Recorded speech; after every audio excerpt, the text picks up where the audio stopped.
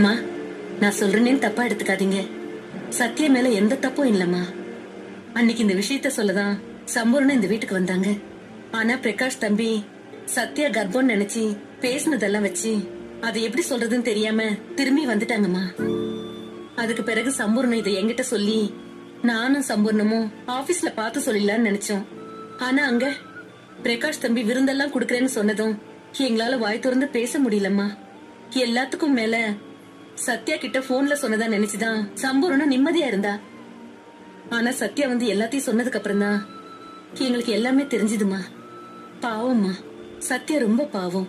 அவ உண்மையை சொல்லிடலான்னு இங்க வரதுக்குள்ள எல்லாமே நடந்து முடிஞ்சு போச்சுமா. சத்யா ரொம்ப நல்லவமா. இதுதாம்மா உண்மை.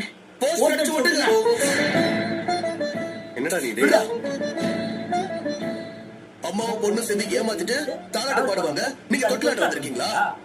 இத பாருப்பா, நானும் அப்பா போய் சொல்லுவேன். என்ன பேசுறீங்க? அம்மாவும் பொண்ணு சேர்ந்து கடவுளே போய் சொல்ல வைப்பாங்க. பிரகாஷ், கொஞ்சம் பொறுமையா பேசுற. இந்த கோவத்துக்கு பயந்துதான் தம்பி சம்பூர்ணம் இங்க வந்து இந்த விஷயத்த சொல்லாம போயிட்டாங்க. ஏற்கனவே என்கிட்ட கை நீடி கடன் வாங்க வந்தான்னு உரிமையில பேச வந்திருக்கீங்களா? இல்ல நீங்க சொன்னா கேட்பான்னு இவங்க அம்மா சொல்லி அனுப்பிச்சாங்களா? இதுக்கு மேல உங்களுக்கு மரியாதை இல்ல. பிரகாஷ், பேச வேண்டாம். எல்லாரும் என்ன கோவக்காரன் சொன்னப்போ எனக்கு அப்ப புரியல. இப்ப தெரியுது அதுக்கு பேரு இழிச்ச வாயினா. எத்தனை தடவை ஏமாத்துவாங்க, இதுவே குழப்பா போச்சு.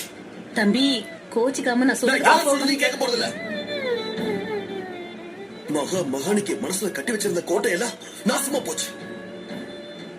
இந்த மாதிரி ஒரு கேவலமான ஆளை எங்கேயுமே பார்த்திருக்க முடியாது. இவன செய்வா ஏமாந்தா 2 நாள் அழுவா, அப்புறம் மானம் கெட்டு எல்லாத்தையும் தூக்கி போட்டு போயிடுவான்னு நினைக்கிற அளவுக்கு நான் நடந்துகிட்டேன். தம்பி ஆத்திரத்துல வார்த்தையை விடாத. சத்யாவும் ஒரு பொண்ணு தானே, அவளுக்கும் குழந்தை பெத்துக்கணும்னு ஆசை இருக்காதா? இந்த விஷயத்துல எந்த பொண்ணாவது பொய் சொல்லுவாளா?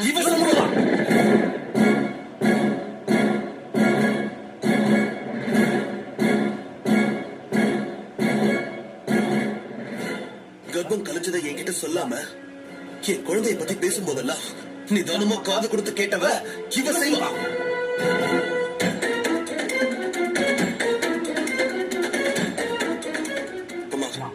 நீங்க இந்த விஷயத்துக்கு புதுசு வேண்டாம். என் ஆத்திரத்தை கிளப்பாதீங்க, மரியாதையா போயிடுங்க.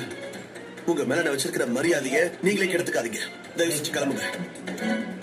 அம்மா நீங்க போங்கம்மா. ஏன் அப்படி வெறி பிடிச்ச மாதிரி பேசிட்டு இருக்க? ஆமாடா, எனக்கு வெறி பிடிச்சிருக்கு. கடைசி வரைக்கும் என் மகனை கிடைக்க மாட்டாங்கிற வெறி பிடிச்சிருக்கு. நம்மளவங்களை ஏமாத்துறாங்கன்ற வெறி பிடிச்சிருக்கு.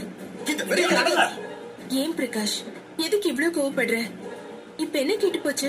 உங்க 2 பேருக்கும் வயசு ஆயிடுச்சு. அப்ப வயசு ஏமாத்துவாடா?